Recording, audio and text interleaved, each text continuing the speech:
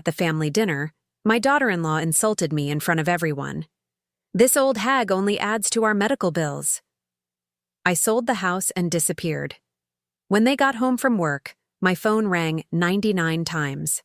I'm glad to have you here. Follow my story until the end and comment the city you're watching from, so I can see how far my story has reached. I never thought words could cut deeper than knives until that night at our family dinner. My name is Nellie. I'm 72 years old, and that was the moment when my own family showed me what they truly thought of me. The dining room was filled with the aroma of my homemade lasagna, Thomas's favorite since he was a boy. My son had invited his colleagues over, and I'd spent the entire day cooking.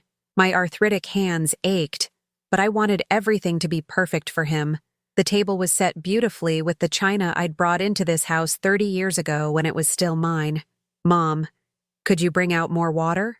Thomas called from the head of the table, my husband's old spot. I nodded with a smile and headed to the kitchen where Jovi, my daughter-in-law, was texting on her phone. "Jovi, dear, could you help me carry these plates? My hands are acting up again." She didn't even look up. "In a minute," she said, though we both knew what that meant. I managed on my own, as I always did. The conversation at the table flowed around me as if I were invisible. Thomas was telling stories about work. Jovi was laughing too loudly at everything his boss said, and the children were absorbed in their tablets. I sat quietly in the corner, not really part of the gathering, just there to serve. Then came the moment that changed everything. "So, Nellie," Thomas's boss asked, "what do you do with your days now that you're retired?" Before I could answer, Jovi let out a dramatic sigh. "She mostly goes to doctors and picks up prescriptions." "Right, Nellie?" She turned to Thomas's colleagues with a strained smile. "This old lady is only good for increasing our medicine bill." The table fell silent. I felt blood rush to my face as I stared down at my barely touched lasagna. Through the painful silence, I waited, hoped, for Thomas to say something, anything, to defend his mother, the woman who had raised him alone after his father died when Thomas was only 10, the woman who had worked 2 jobs to put him through college. But Thomas just laughed awkwardly and changed the subject. That night, I lay awake in my small bedroom at the back of the house I had scrimped and saved for, the house I had foolishly signed over to Thomas 5 years ago, when he promised to always take care of me. "It's your home too, Mom," he'd said then. Now I understood the truth. This wasn't my home anymore. I was just a guest who had overstayed her welcome. Morning came after a sleepless night. I could hear Thomas and Jovi rushing around, getting ready for work, shouting at the kids to hurry up for school. Nobody knocked on my door to check if I was okay after last night. Nobody apologized. It was as if nothing had happened. When the house finally emptied, I went to the kitchen and made myself a cup of tea. My hands trembled as I sat at the table where just hours before I'd been humiliated. Memories flooded back, not just of last night, but of all the small cruelties that had been building up over the years. The way Jovi rearranged my kitchen without asking. The way Thomas consulted me less and less about family decisions. The comments about my outdated clothes, my old person habits, my medications that were so expensive. The time Jovi suggested I move to the basement so they could turn my room into a home gym. I had told myself they were just words, that family was family, that staying together was what mattered. But now I saw clearly what I had been denying for years. I wasn't valued here. I wasn't respected. I was tolerated at best. My teacup clinked against the saucer as I set it down with sudden resolve. I was 72, not dead. I had given Thomas this house, but I had kept a secret from him. A savings account his father had started before he passed. I hadn't touched it in decades, watching it slowly grow, saving it for a rainy day. Well, the storm had finally come.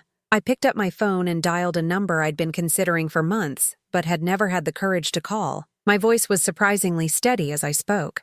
"Hello? Is this Golden Sunset Realty?" "Yes, I'd like to speak with someone about selling a house." The woman on the other end sounded surprised. "Your house, ma'am?" I looked around at the kitchen where I'd prepared thousands of meals for my family, the living room where Thomas had taken his first steps, the garden I had planted with my own hands. "No," I said firmly. "Not anymore." Morning came after a sleepless night. I could hear Thomas and Jovi rushing around, getting ready for work, shouting at the kids to hurry up for school. Nobody knocked on my door to check if I was okay after last night. Nobody apologized. It was as if nothing had happened. When the house finally emptied, I went to the kitchen and made myself a cup of tea. My hands trembled as I sat at the table where just hours before, I'd been humiliated. Memories flooded back, not just of last night but of all the small cruelties that had been building up over the years. The way Jovi rearranged my kitchen without asking. The way Thomas consulted me less and less about family decisions. The comments about my outdated clothes, my old person habits, my medications that were so expensive.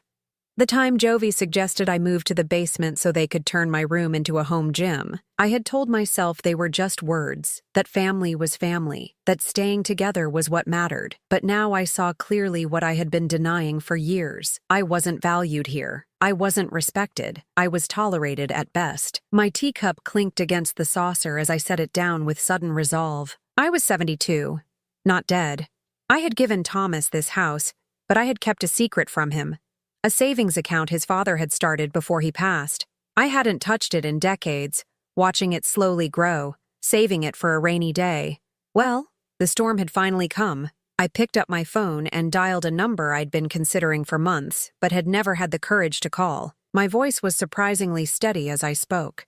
"Hello, is this Golden Sunset Realty?" "Yes.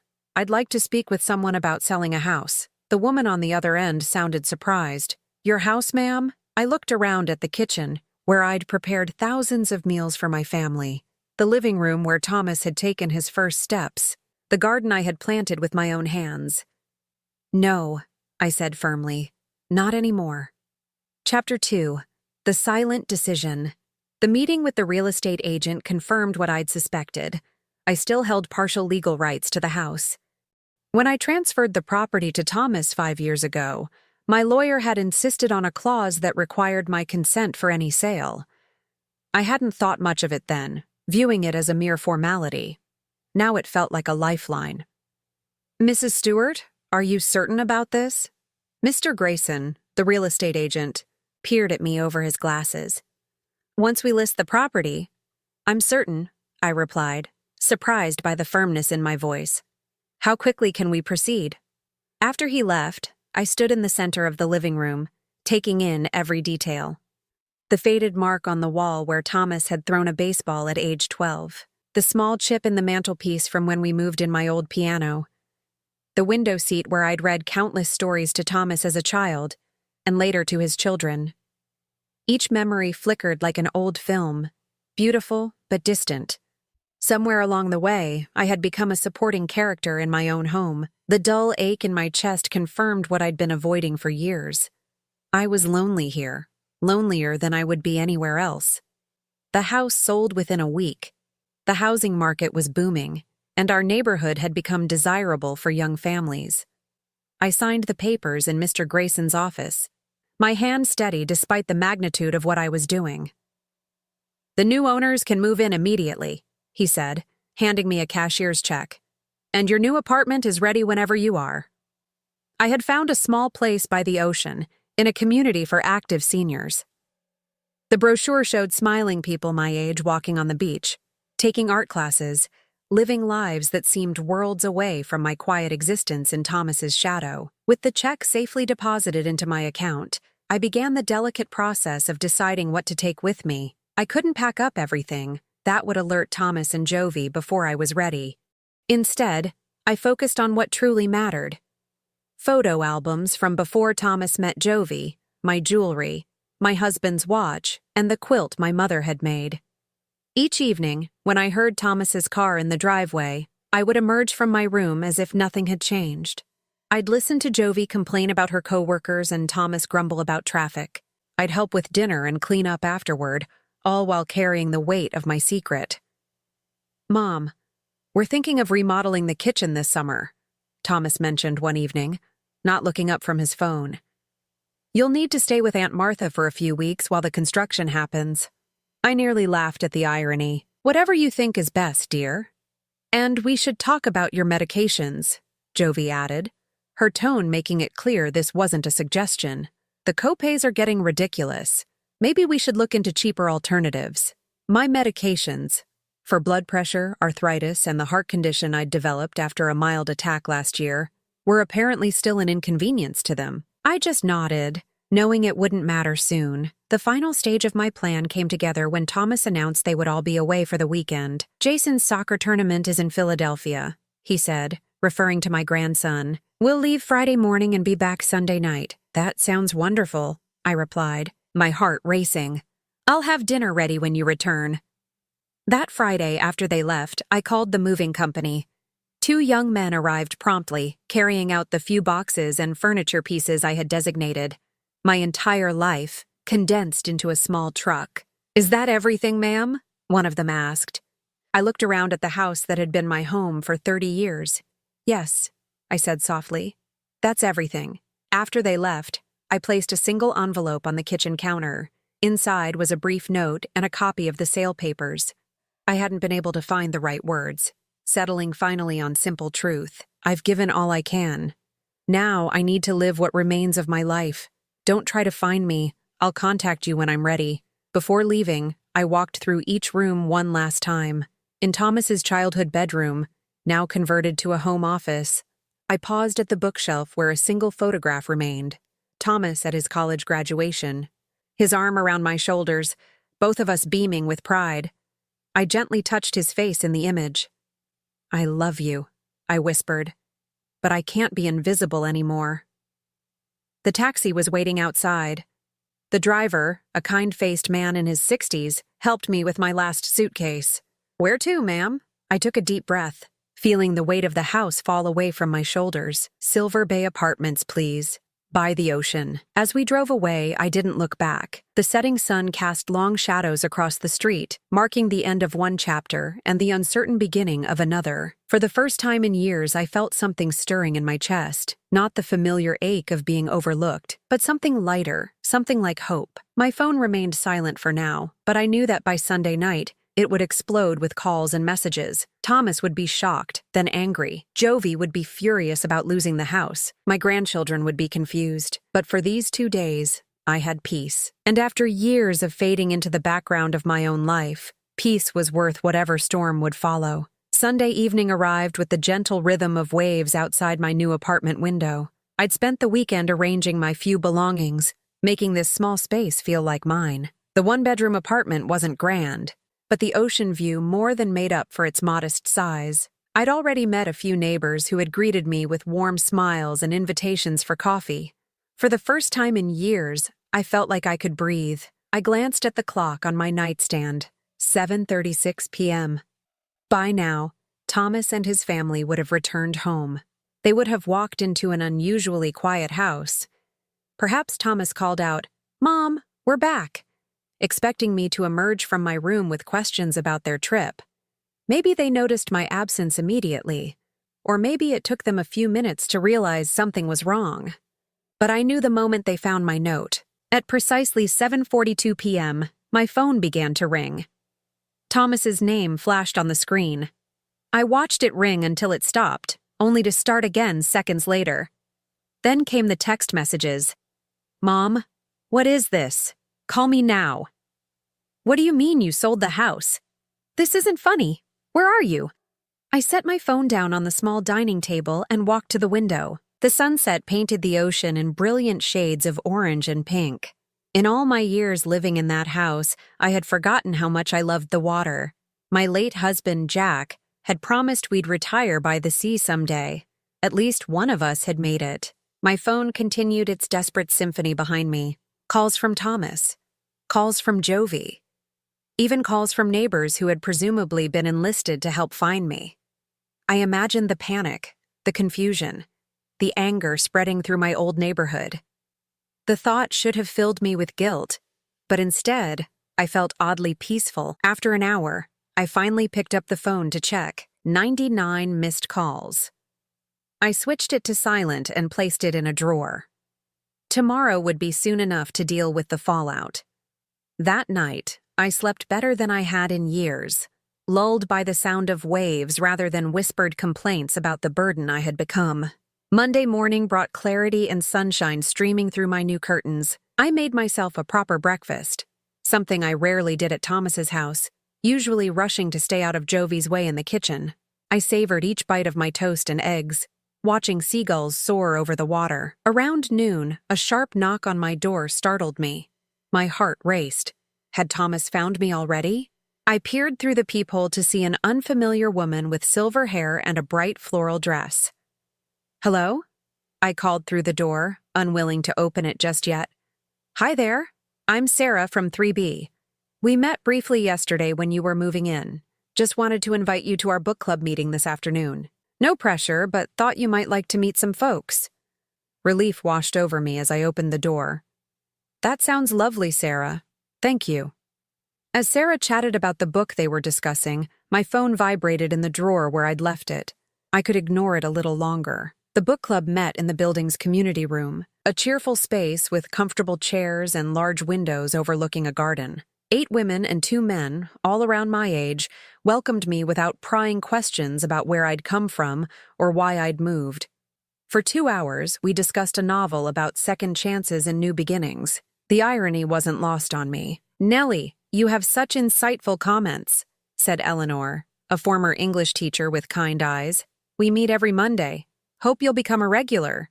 "I'd like that," I replied, meaning it. By evening, I could no longer avoid reality. I retrieved my phone from the drawer. 57 new messages and 42 more missed calls.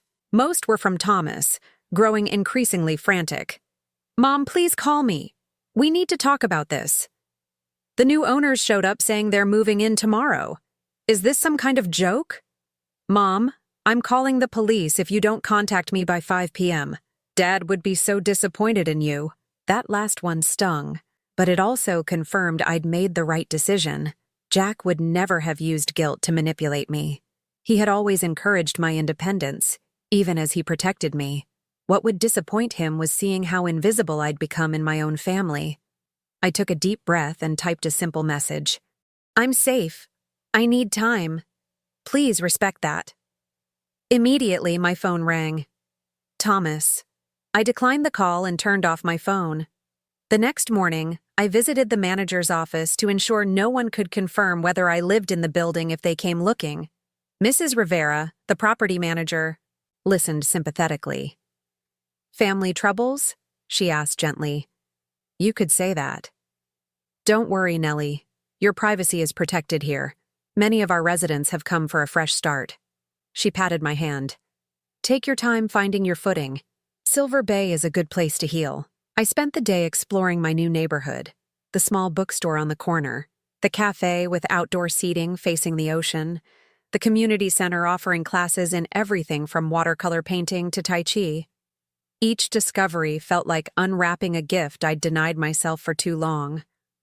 By Wednesday, I felt brave enough to check my phone again. The barrage had slowed, but the messages had grown more desperate. "Mom, please, we're worried sick. Just let us know you're okay. The kids keep asking for Grandma. What am I supposed to tell them? Whatever we did, we can fix it. Just come home." Home. The word echoed hollowly. That house hadn't been my home for years. But as the initial relief of my escape faded, a new question emerged. Could I build a real home here, on my own? At 72, the sea breeze carried the salt-tinged promise of possibility as I walked along the shore that evening. For the first time in decades, the future was entirely mine to shape. 1 month into my new life at Silver Bay, the rhythm of my days had transformed. I woke each morning to sunlight dancing across my bedroom walls rather than the sound of Jovi's complaints. My arthritis still troubled me, but the ocean air seemed to ease the worst of it. Or perhaps it was the absence of constant stress. I'd made a home of my small apartment, arranging my few treasured possessions with care. My husband's watch sat on the bedside table. Family photos, carefully selected to include only happy memories, adorned the walls. The blue throw pillow Jack had given me on our last anniversary held the place of honor on my reading chair by the window. The book club had become the highlight of my week. Sarah, my neighbor from 3B, had introduced me to a circle of friends who valued me for my thoughts and experiences, not for the meals I could prepare or the grandchildren I had raised. "Nellie, you simply must join us for Tai Chi," Sarah insisted one morning as we walked along the beach. "Our morning ritual now. Gerald says it's done wonders for his arthritis. Gerald, a retired naval officer with a booming laugh, had been widowed for 5 years. He'd taken to joining our beach walks, always bringing coffee for the three of us. "I'm not sure I'm coordinated enough for Tai Chi," I protested. "Nonsense," Gerald said. "If my old sea legs can manage it, you'll be fine." So I found myself in the community center that Thursday, attempting to follow the gentle movements of Master Liu, a serene man in his 60s. I wobbled and lost my balance more than once, but no one laughed or showed impatience. By the end of the session, my body felt looser, more alive. "You did well for your first time," Gerald said afterward, walking me back to our building. "It gets easier." "Does it?" I asked, and we both knew I wasn't just talking about Tai Chi. He nodded, his eyes understanding. "The pain never fully goes away. Grief, betrayal, disappointment. But we learn to move with it rather than against it." I told my new friends only the bare outline of why I'd left my family, that I had been taken for granted, that I needed space. They respected my privacy while offering quiet support. In their company, I began to recognize the woman I had once been, before I became merely Thomas's mother, or the kid's grandmother. My phone remained mostly silent now. Thomas had finally stopped his daily barrage of calls, settling into a pattern of texting once a week. His messages oscillated between guilt trips and anger, with occasional glimpses of genuine concern. I responded sparingly, just enough to let him know I was alive and well, but maintaining the boundaries I'd established. The grandchildren sent drawings and short voice messages that pierced my heart. I missed them terribly, but I wasn't ready to invite Thomas and Jovi back into my life. Not yet. "You know," Sarah said one evening as we shared a bottle of wine on my small balcony, "healing doesn't mean you have to cut them off forever." I sighed, watching the moonlight shimmer on the waves. "I know, but I need to find my footing first. For too long, I defined myself by what I could do for them. I don't know who I am outside of that." "Well, from what I've seen, you're a woman with excellent taste in books, a surprising talent for watercolors, and a friend who listens deeply." She raised her glass. "That's a good start." The watercolor class had been Gerald's suggestion. I'd resisted at first, insisting I had no artistic talent. But the instructor, Margot, believed everyone could create beauty. My first attempts were clumsy, but gradually I learned to capture the changing moods of the sea, the way light transformed ordinary objects into something magical. "You have a natural eye," Margot told me one day, studying my painting of the harbor at sunrise. "You see what others miss." Her words stayed with me, echoing with unexpected significance. Perhaps that had always been my gift, seeing what others overlooked. I had seen the potential in Thomas when he struggled in school. I had seen the beauty in our modest home when others might have focused on its limitations. I had seen the worth in a quiet life of service to my family, even when that service went unrecognized. But I had failed to see my own value, independent of what I could provide to others. 2 months after my arrival at Silver Bay, I received an unexpected text from Thomas. "Mom, I found some of your medical records while cleaning out your room. Your heart condition is worse than you told us. Please tell me you're taking your medications and seeing a doctor." The message caught me off guard. I hadn't realized he'd even known about my heart condition. He'd never shown interest in my medical appointments before. "I'm seeing a cardiologist here," I replied truthfully, taking my medications. "Don't worry." What I didn't tell him was that Dr. Chen, my new cardiologist, had been impressed with my improved numbers. "Whatever you're doing, keep it up," she'd said at my last appointment. "Your blood pressure is down, and your heart rhythm is more stable. Less stress can work wonders. Less stress." Such a simple prescription. Yet it had required leaving behind everything familiar to fill it. As summer turned to fall, my new life deepened its roots. I had my regular coffee shop where Mia, the young barista, started preparing my chamomile tea the moment I walked in. I had my favorite bench on the boardwalk where I could watch children play, easing the ache of missing my own grandchildren. I had friends who checked on me if I missed a day at Tai Chi. I had, in short, built a life where I mattered, not for what I gave, but simply for who I was. One crisp October morning, as I painted the fishing boats bobbing in the harbor, my phone rang with Thomas's number. Usually, I would let it go to voicemail, but something, intuition perhaps, made me answer. "Mom," his voice cracked with emotion. "We need to talk." Thomas's voice carried a weight I hadn't heard since he was a teenager confessing to a damaged car. I clutched my paintbrush tighter, focusing on the horizon line I'd been working on. "I'm listening," I said, keeping my tone neutral. "Not like this. Not over the phone." He paused. "Please, Mom. I need to see you." The paintbrush trembled slightly in my hand. Was I ready for this? For 3 months, I'd been healing, building a life where I wasn't invisible. The thought of facing Thomas, and possibly Jovi, threatened to unravel that progress. "I don't think that's a good idea right now, Thomas. Mom, please." His voice cracked again. "I've been doing a lot of thinking. About what happened. About how we treated you. I need to say some things face to face." I set down my paintbrush and closed my eyes. The ocean breeze carried the scent of salt and possibilities. "Just you," I finally said. "Not Jovi, not the children, not yet." He exhaled audibly. "Thank you. Just text me your address and—" "No." The firmness in my voice surprised us both. "Not at my home. There's a cafe called Oceanside on Harbor Street. Friday at 2 p.m. After we hung up, I sat motionless, staring at my half-finished painting. Sarah found me there an hour later, still clutching my phone. "Thomas is coming," I told her. "He wants to talk." She squeezed my shoulder. "Are you ready for that?" "I don't know, but I need to find out." The next 2 days passed in a blur of anxiety and preparation. Gerald insisted on walking me through what he called emotional self-defense techniques from his support group for widowers. "Remember, Nellie, you set the boundaries now. If he starts making you feel small again, you leave. Simple as that." Friday arrived with unusual clarity. The October sky a perfect blue. I dressed carefully in clothes I'd bought since moving to Silver Bay. A teal sweater that matched my eyes and comfortable slacks that weren't the frumpy, old lady clothes Jovi had always criticized. I even wore the silver earrings Gerald had given me for my birthday last month, a simple gesture of friendship that had touched me deeply. I arrived at Oceanside 15 minutes early, choosing a table by the window where I could watch Thomas approach. My hands trembled slightly as I sipped my tea, rehearsing what I would and wouldn't say. Then I saw him, walking uncertainly along the boardwalk. He looked thinner, his shoulders slightly stooped. For a moment, I saw the little boy who had once clung to my hand at his father's funeral, and my heart constricted. He spotted me through the window, his pace quickening. When he entered the cafe, he stopped, as if suddenly unsure. I didn't stand to embrace him. "Mom," he said, sliding into the chair across from me.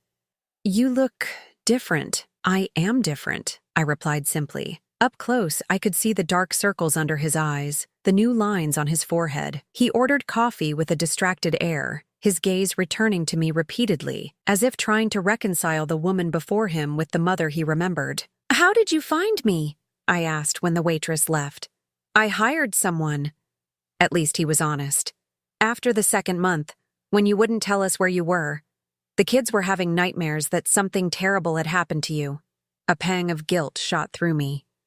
"I told you I was safe." "You disappeared." "Mom, you sold our house and vanished. Who does that?" "Someone who's been invisible for too long," I said quietly. His face flushed. "Is that what this was about? Some kind of revenge because you felt ignored?" I took a deep breath, remembering Gerald's advice. "This meeting won't work if you're going to twist my words." "Thomas, I didn't come here to be attacked." He opened his mouth, then closed it, visibly collecting himself. "I'm sorry. I don't understand how you could do this to us." "To you? The way I remember it. I was the one being treated like a burden." Thomas had the grace to look ashamed. "Jovi shouldn't have said that." "The thing about the medicine bills, it was cruel. It wasn't just what she said that night. It was years of small cruelties, Thomas. Years of being treated like an afterthought in my own home. The home I gave to you because you promised to take care of me." He stared into his coffee. "I thought I was. We gave you a place to live, didn't we? You never had to worry about bills or rent." I leaned forward. "Is that all you think I needed? A roof over my head? What about respect? What about being treated like a person with feelings and value beyond what I could do for your family?" "Mom, that's not fair. We were busy with work and the kids, too busy to notice when I was hurting, too busy to stand up for me when your wife humiliated me in front of your colleagues." My voice remained steady, though my heart raced. "You let her treat me like a servant, Thomas. You watched it happen for years and said nothing." The color drained from his face. I never thought of it that way." "That's the problem. You didn't think about me at all." We sat in silence as the waitress refilled our cups. Outside, children chased seagulls along the boardwalk, their laughter carrying through the glass. "The house sold for a lot," Thomas finally said. "Was that your plan all along, to cash out and leave us scrambling?" I set down my cup with deliberate care. "We both know that's not true. I left you that house 5 years ago because I trusted you to honor your promise to make it a home for all of us. You broke that promise, so this was punishment." "No, Thomas, this was survival." I met his gaze directly. "I didn't leave to hurt you. I left because staying was hurting me." Something shifted in his expression, the first glimmer of genuine understanding I'd seen. "We've been staying with Jovi's parents," he said, his voice smaller. "It's not easy. I imagine not. I'd met Jovi's mother only a few times, but her sharp tongue and critical nature made it clear where Jovi had learned her behavior. The kids miss you terribly." A pause. "I miss you too, Mom." For the first time since he'd arrived, I felt my resolve waver. I missed my grandchildren with an ache that never quite subsided. I even missed Thomas, not the man who had allowed me to become invisible, but the boy I had raised, the son who had once looked at me with pure love. "I'm not coming back, Thomas, not to live with you. I've made a life here. I'm not asking you to come back." He reached across the table, his hand stopping just short of mine. "I'm asking for a chance to make things right." I studied my son's face, the face I had memorized as a newborn, had kissed countless scrapes on, had watched mature through years of joy and hardship. There was sincerity in his eyes, but I had been disappointed too many times to trust easily. "What does making things right look like to you?" I asked carefully. Thomas shifted in his seat. "I don't know exactly, but I want to try. The kids need their grandmother, and He paused, struggling with words that didn't come easily to him. "I need my mother. And Jovi?" I couldn't keep the edge from my voice. His expression tightened. "She's been difficult. This whole situation has forced some hard conversations between us. About how she treated you. About the kind of example we're setting for the children." I wrapped my hands around my teacup, absorbing its warmth. "I won't be disrespected again, Thomas. Not by you, not by Jovi, not by anyone." "I understand." He hesitated, then added, "Would you consider meeting the kids? They ask about you every day." The thought of seeing my grandchildren made my heart ache with longing, but I needed clear boundaries. "At a park," I suggested. "Just them and you at first. Then we'll see." Thomas nodded, relief softening his features. As we finalized plans for the following weekend, I felt something shift between us. Not forgiveness exactly, but the first tentative step toward it. When I returned to my apartment, Sarah was waiting on my small patio with 2 glasses of wine. "Well?" she asked as I sank into the chair beside her. "It was a beginning." I accepted the wine gratefully. "We're meeting again next weekend. He's bringing the children to the beach park. And how do you feel about that?" I stared out at the ocean, its steady rhythm a reminder of how much had changed and how much remained uncertain. "Hopeful," I admitted, and terrified. The reunion with my grandchildren was both easier and harder than I had imagined. 8-year-old Emma spotted me first, racing across the sand with a shriek that turned heads along the shoreline. "Grandma! Grandma!" Her small body collided with mine, arms wrapping tightly around my waist. 5-year-old Max followed more cautiously, studying me with solemn eyes before allowing himself to be hugged. "You look different," he announced, touching my new haircut with curious fingers. "Do you like it?" I asked, suddenly nervous about the shoulder-length style Sarah had convinced me to try. He nodded gravely. "You look like a mermaid queen." The afternoon passed in a blur of sandcastles, ice cream, and the children's eager updates about school and friends. Thomas kept a respectful distance, intervening only when the children's enthusiasm threatened to overwhelm me. As they prepared to leave, Emma clutched my hand. "Are you coming home now, Grandma?" Thomas tensed, but I was ready for this question. "This is my home now, sweetheart," I explained gently. "But I'm not far away, and we can see each other often." "Promise?" Max's lower lip trembled. "I promise." Over the following weeks, a new pattern emerged.